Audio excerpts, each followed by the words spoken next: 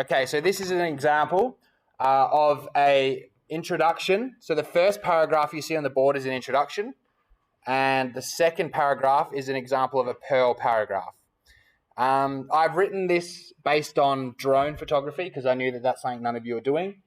But you'll see that there are some things that will relate to the things that you guys might be doing.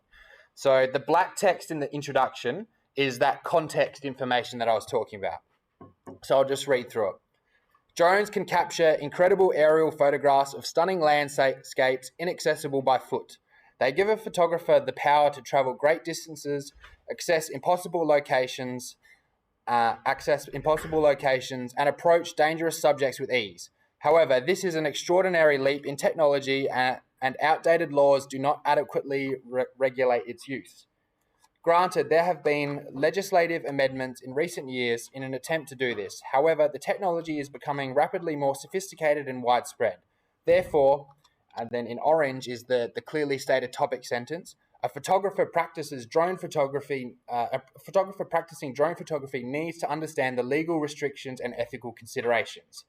These include and then in purple, the three topics that are going to be covered in the three body paragraphs: right to privacy, private property laws, and public disturbance. So that is exactly 100 words, that introduction.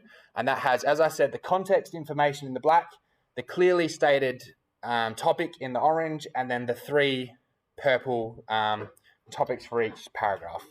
So then we move on to our first Perl paragraph. And this one is relating to this one here, right to privacy. So this is the first one covering the first topic, right to privacy. So we start off in the green. We have the point sentence, which I talked about, that clearly stated point of what this current paragraph is about. So there's no need for subheadings or anything like that, as long as you just have a clearly stated sentence like that one in the green. So drone photographers must be aware of the complex laws regulating public photography and be cautious not to invade the privacy of others. According to Australian legal precedent, a person in our society does not have a right not to be photographed. Arts Law Centre of Australia 2021. Yet there are instances where this statement is contentious. Surf Life Saving Australia published their own policy regarding photography on public beaches. Photographers operating in public beaches must attain signed permission from the legal guardian of any minors present. Surf Life Saving Australia 2020. So that in the blue is where I presented statement of facts. I've presented information and I've referenced it. There's no analysis, just here's some facts. Then in the yellow, I analyze that information, what it means for a photographer. This stipulation poses an ethical consideration for drone photographers. It is difficult to attain signed permission from beachgoers when capturing aerial landscapes from great distances. While the law does not state it is necessary, it is an unethical breach of public policy to ignore. So you can see that yellow is now my interpretation of those laws and what it means for the photographer. Then we repeat, we go to the blue again. Additionally, the same document states filming for indecent purposes is unauthorized, Surf Life Saving Australia. So again, another piece of information has been referenced. And you can see it doesn't always have to be 20 lines long. It can just be one line, as long as you've given some relevant information. And then in the yellow, we analyze that new piece of information. This caveat also presents an ethical consideration. While the photographer may not have indecent intentions photographing busy beaches populated with sunbathers, it could still be considered an invasion of privacy to unintentionally photograph beachgoers in bathing suits.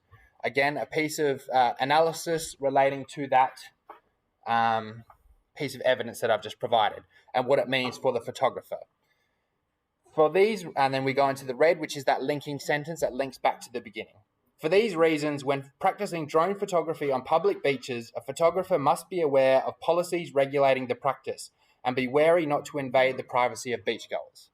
So that is a complete Perl paragraph that relates to one of the topics in our in the introduction.